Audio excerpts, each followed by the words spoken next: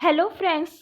इस वीडियो में good news है for Delhi peoples because Delhi is moving towards the herd immunity from the corona virus. So what do you mean by herd immunity? It is also called as community immunity. Is when a large part of the population of an area is immune to a specific disease.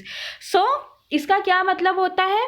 जब एक large part of population of a state और a country, you can say that 60 to 70% of the total population develop करता है antibodies from the virus.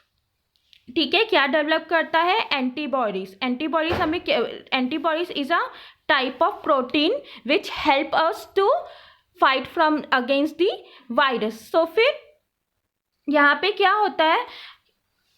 In the case of corona virus, the according to the researcher, RO is nothing but the reproduction number for COVID-19 is between 2 and 3. What do you mean by this? It means कि एक person को अगर corona virus है तो फिर वो 2 या 3 लोगों को अफेक्ट कर सकता है.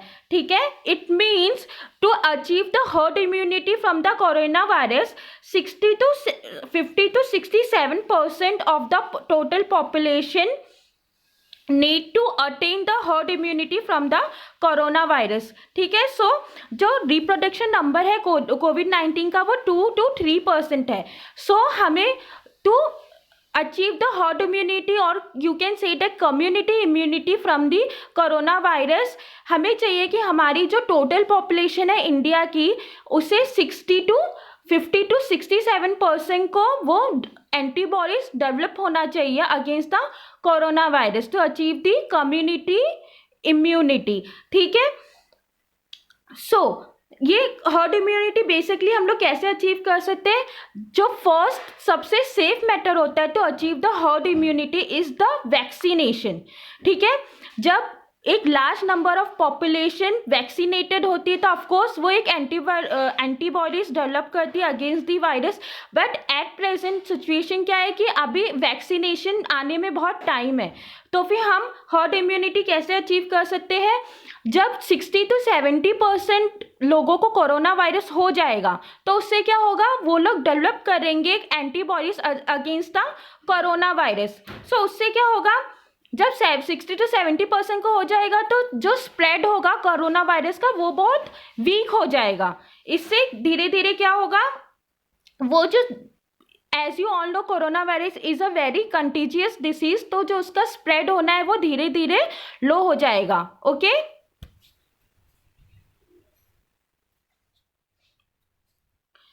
सो according to the second seroprevalence survey in the national capital, it have been found that the 29.1% of a people has developed a antibodies against the coronavirus. So Delhi में अभी जो seroprevalence survey हुआ था ये सेकेंड था, उन्होंने क्या पाया कि जो 29.1% लोग हैं उन्होंने ऑलरेडी डेवलप कर दिया है antibodies against the corona virus. It means या फिर उनको वो कोरोना वायरस हो चुका है. सो उससे क्या हुआ कि उन जो एंटीबॉडीज है उनके अंदर ऑलरेडी डेवलप हो चुकी है, तो it means they are safe from the virus.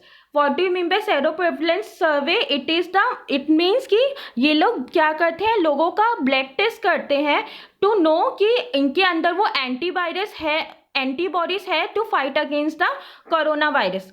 So according to the WHO, ये जो एंटीबॉडीज होती है ये स्टेबल रहती है for the 6 months, but it also depend upon the people.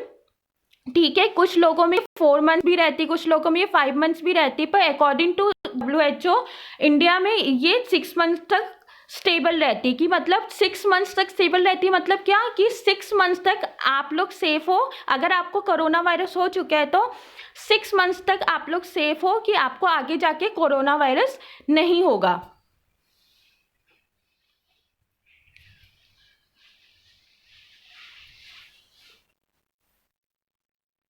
So as you all know, ये जो सर्वे था ये सेकेंड सर्वे था. जो फर्स्ट सर्वे था और जो सेकेंड सर्वे था उसमें जो इंक्रीज हुआ है, there is a increase of about 6% people with the antibodies.